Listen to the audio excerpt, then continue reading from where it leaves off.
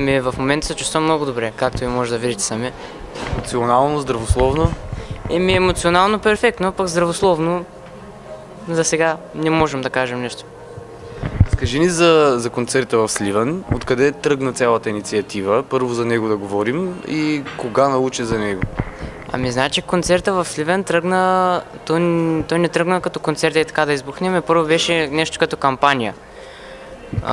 Братовчетка ми така реши да събере някакви пари там, просто да ни помогне. От училището събираха пари, смисъл не беше нещо сериозно, нали? И оттам просто тръгна цялата работа и други хора почнаха, други организации и се получи така, че най-накрая свърши с този концерт, обаче и той не беше организиран от големи хора, от хора колкото мен, дори от по-малки. Имаше сериозен интерес, поне такива снимки съм виждал и такива кадри видях, че е имало сериозен интерес към този концерт, след което е взето решение такъв концерт се проведе в Стара Загора. Давай нататък да ни разкажеш цялата история. За концерта в Стара Загора? Концерта в Стара Загора много добре.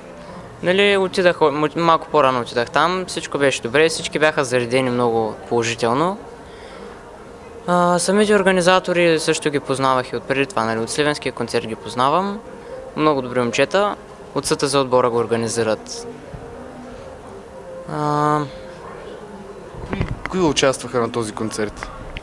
СТЗ отбора, ФО, Криско трябваше да участва и два състава танцови, битбоксерите Мано и Спрайт и едни момчета, които се занимават с фриран. Каза, Криско трябваше да участва, защо не участва? Доколкото разбрах, аз нямам много информация по това, но доколкото разбрах, Криско не е участвал, защото може би нещо не са се разбрали с хонорара там. Какво са ти разказали на теб? Ти не си бил свидетел на разговора. Какво са ти разказали, какво стигна до теб като информация? До мен стигна, че Криско е искал хонорара преди самият концерт и тези организаторите са казали, че нали, не може преди самия концерт, защото нямат нали, сумата, обаче до 2-3 месеца ще му бъде изплатена цялата сума и даже са му предложили там, доколкото разбрах, нещо да подпишат договор или нещо такова, да не си помисли, че нещо иска да го...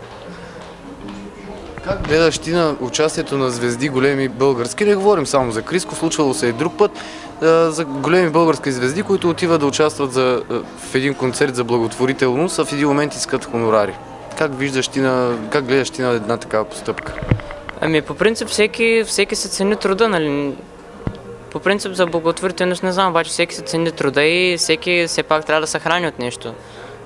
Някакво занимание, не знам. Когато концертът е благотворителен, говорим, че тези пари за билетите трябва да отидат за твоето лечение или за лечението на други хора, които са в твоето положение. И част от тези пари трябва да отидат като хонорар на певец или певица. Нали, това за теб нормално ли е? Според мен аз сега не мога да дам такова мнение, точно защото съм изпаднал в такава ситуация. Не мога да дам такова мнение, но ако питате някой човек нали, отстрани, не знам, може да ви каже нещо друго. Разказа ни за това, което си видял тази сутрин в социалната мрежа. Как ти се струват всички тези коментари и тези чудеса, които се случват след концерта ви в Стара Загора? Повечето хора определено не са доволни нали, с постъпката, но аз не мога, нали, пак ви казвам, че не мога да кажа нищо против момчето, нали, не го познавам, не му знам историята там, не знам, може да му трябва за нещо. От колко пари имаш нужда за лечението си или все още не е определено? Според зависи какво ще излезе на скенера и така нататък, защото, както ви казах, снимката ми не е разчетена още и се надяваме да може да има кой да го разчете това нещо. Това ще е мой хирург, който ме оперира. Обаче това нещо може да стане чак след Нова година, защото сега е в отпуска и не... Разкажи ни в две изречения точно за заболяването. Какво е то? Моето заболяване се нарича сарком на Юинг. Това е вид рак, който произлиза от костите. И при мен има метастази в белия дроб. Когато ме оперираха, премахнаха много от тях, обаче имаше много такива образования, които не можаха да премахнат. Лошото при моя вид е, че когато има голям тумор, мисля, и другите малките тумори продължават да се развиват, а не както при други видове, когато има голями, малките да спрат развитието си. И общо взето е един от най-агресивните видове. Искаш ли да благодариш на някого специално? Искам да благодаря на всички, които организираха и концерта в Сливен, и концерта в Стара Загора, на моите приятели, които взеха при сърце моето положение и решиха да направят нещо.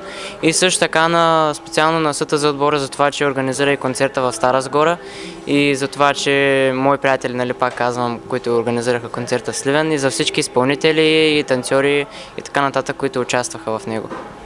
Кои хора преобладават повече, добрите или лошите в днешно време?